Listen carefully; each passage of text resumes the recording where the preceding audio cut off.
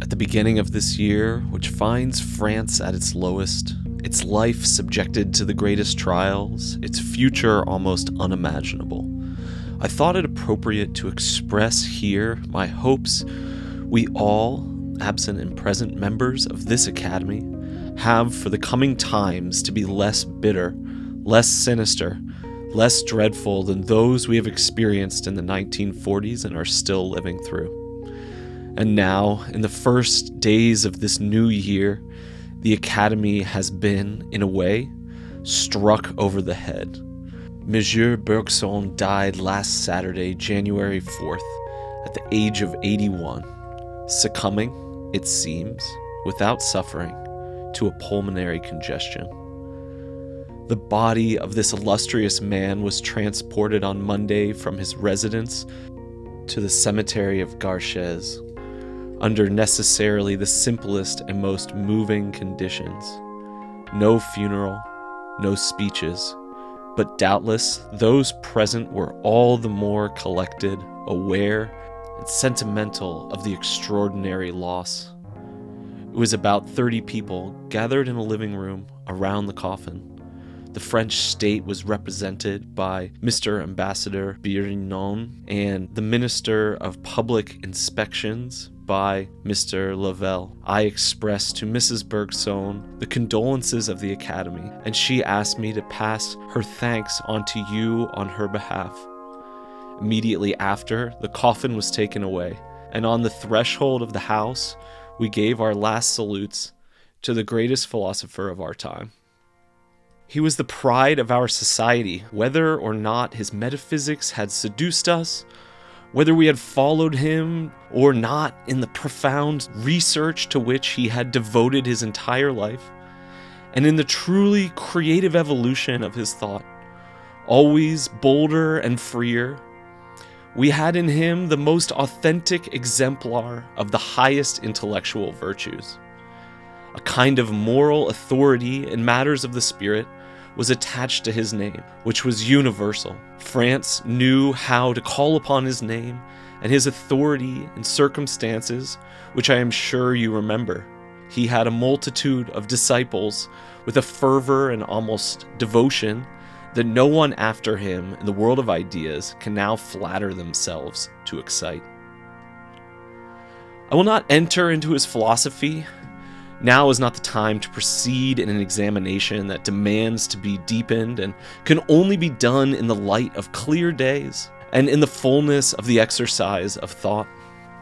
The very ancient and consequently very difficult problems that Bergson dealt with, like that of time and of memory, and especially that of the development of life, were renewed by him, and the philosophical situation, as it presented itself in France about 50 years ago, has been curiously altered.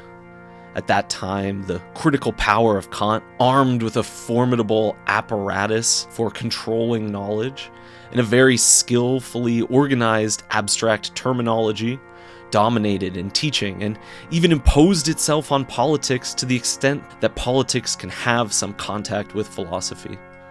Bergson was neither conquered nor intimidated by the rigor of this doctrine, which so imperatively decreed the limits of thought, and he undertook to raise metaphysics from the kind of disrepute and abandonment in which he had found it reduced. You know what a repercussion his lessons at the Collège de France had, and how renowned his hypotheses and analyses became worldwide. While philosophers since the 16th century had been mostly under the influence of physical, mechanical conceptions, our illustrious colleague was fortunately seduced by the life sciences. Biology inspired him. He considered and understood life as bearing spirit. He did not fear to seek in the observations of his own consciousness some light on problems that will never be resolved. But he had performed the essential service of restoring and rehabilitating a taste for meditation that gets us closer to our essence than can be achieved by a purely logical development of concepts, which, moreover, it is generally impossible to give irreproachable definitions of. The true value of philosophy is that it brings thought back to itself.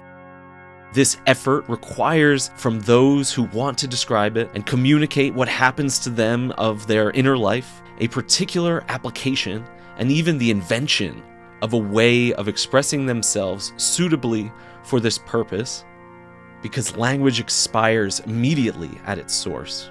Here is where all the vast resources of Bergson's genius is manifest. He dared to borrow from poetry its enchanted weaponry, which he combined with the precision that a mind nourished by exact sciences cannot suffer to deviate from. The most fortunate and newest images and metaphors obeyed his desire to reconstruct in the consciousness of others the discoveries he had made in his own and the results of his internal experiments.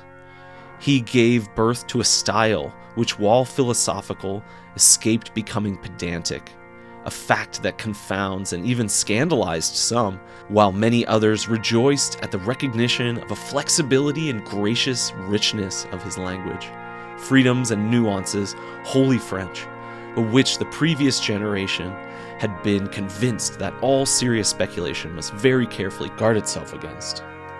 Allow me to observe here that this rehabilitation was almost contemporaneous with the one that occurred in the universe of music when the very subtle and very detached work of Claude Debussy manifested. They were two characteristically French affairs. This is not all. Henri Bergson, the great philosopher, great writer, was also and had to be a great friend of mankind. His error may have been thinking that men were worth being befriended. He worked with all his soul for the union of spirits and ideals which he believed should precede the unions of political organisms and forces. But perhaps it's quite the contrary that should happen. Perhaps also it is necessary to consider the quite varied antagonisms that exist between men to be specifically human, and including what divides the partisans of union and servants of this unity to those who do not believe in it and consider it to be a dangerous chimera. Bergson thought that the very fate of the spirit is inseparable from the feeling of its presence and its universal value. He joined these and so many other points of insight to the most religious thought. The meaning of life, from its simplest and most humble manifestations, seems to him essentially spiritual. All this allows us to imagine what could have been the state of his vast and profound intelligence in the presence of the events that have ruined so many beautiful hopes and changed so quickly and so violently the face of things. Did he despair? Could he keep his faith in the evolution of our species towards a more and more elevated condition? I do not know. Then, ignorant that he had been in Paris in September, having learned of his presence only at the same moment that I learned of his death, I did not go visit him. But I have no doubt that he was cruelly wounded to the depths of himself by the total disaster of which we are all suffering the effects. So elevated, so pure, so advanced was this model of the thinking man, and perhaps one of the last men who will have devoted himself exclusively, profoundly, and nobly to the task of thinking, and in an era where the world is thinking and meditating less and less, where civilization seems day by day to be reduced to the memories and vestiges that we keep of its multiform richness and its free and abundant intellectual production, while misery, anxieties, and constraints of all kinds depress or discourage the enterprise of the spirit.